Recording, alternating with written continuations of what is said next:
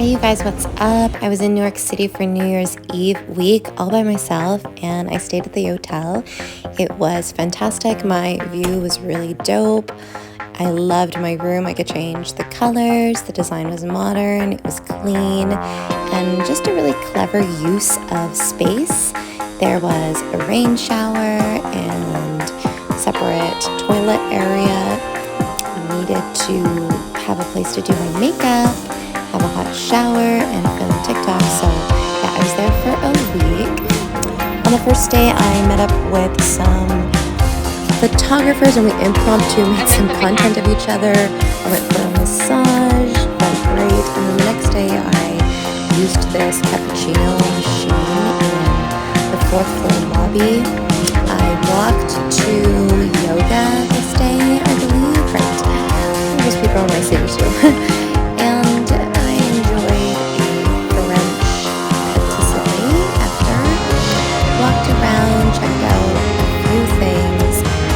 Mostly interested in architecture over anything else.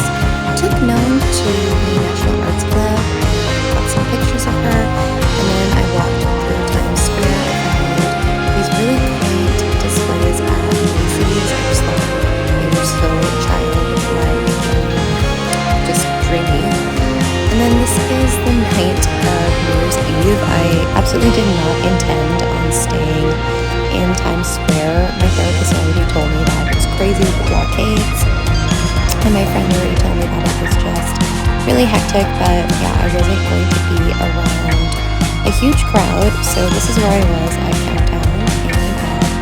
But after Countdown, it was like really loud, so I opened the window just laughing because it reminded me of the Philippines, just like cowbell and stuff. And then the next day I went for a little walk to a cafe that was close by. I really wanted like a good coffee. And yeah, there was quite a bit of garbage everywhere, which unfortunately is not pleasant, but it's just how it goes sometimes. I read some manga at this cute cafe that was like really busy and the seating was limited, but that worked out.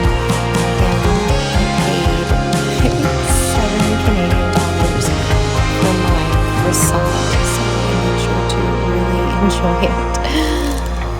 Then I ripped open this manga that I had been saving for a while. It's like a boys love manga about these cute boys that are like starting a band. And then I finally caught the luggage robot in the lobby of my hotel. I've been waiting for somebody to use the robot.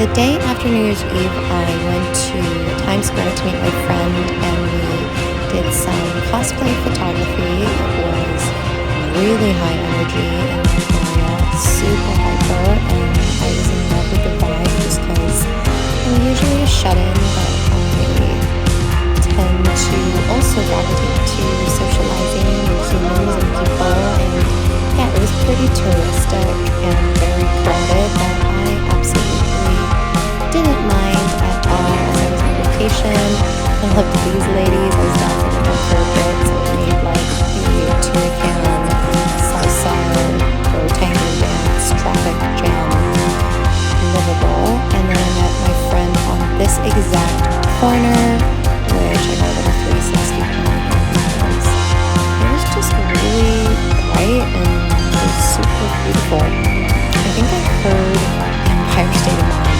like 11 times though, so I didn't get sick of it. So I liked it more and more every single time I played it. It was just really cute. I got some of the photos and then I finished the night with a true DVR machine that actually had some original DVR songs on it. Didn't have my song, unfortunately, but I did get to dance to This Is Abyss on difficult mode, and I was really surprised because the last time I danced to this, I think I was like literally 14 at this arcade that got torn down in my city. I played one round of Halo, but honestly I'd been walking and modeling all day and was really tired, so I went back to my hotel room and then I realized I actually had a towel warmer, which was kind of nice. Went down to the lobby to get my dinner and wanted to show you this cool little vending machine on the floor. Put away my streaming stuff and like my Switch in this desk so that I could have my dinner of champions.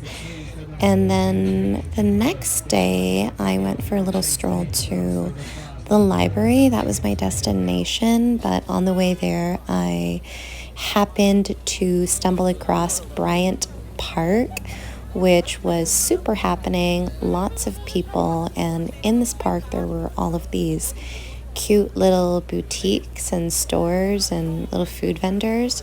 Again, like very busy and lots of people and super touristic. So I was just passing through. I was passing through most of the super crowded areas. I didn't really want to park myself or like be trying to buy little knickknacks. I had a goal in mind for what I was going to bring home. There was a skating rink there. That's what we just passed. And then there was just some really beautiful music playing. And there was like these... They had like the zodiac signs on that building. Found a violinist. Is that how you say it? I took that video for my son. He's doing violin. And then I finally made it to the library, which was stunning. I ended up taking some pictures there. Found the Philippine embassy and then happened upon Aritzia, the flagship store. There's so many flagship stores. Aritzia is like a company that I worked for like ever. They helped me buy my first house.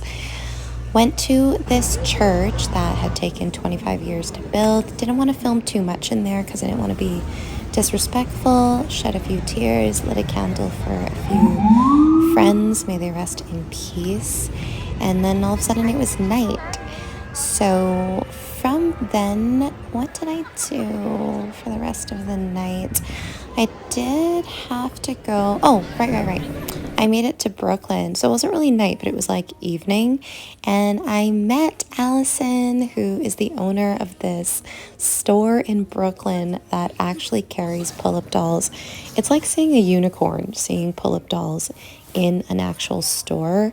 And there were like these little like teenage boys. I don't know, I think one was maybe a year older than my son and one was like 14, and they were just looking at all the comic books and they were just dicking around, and I absolutely loved the store. It just had like a really homey vibe and a really neighborhoodly vibe, and it looked like something out of like a little movie. I'm sure it's even been featured maybe in some TV shows or movies, but there was just all sorts of toys and comic books. There were stickers.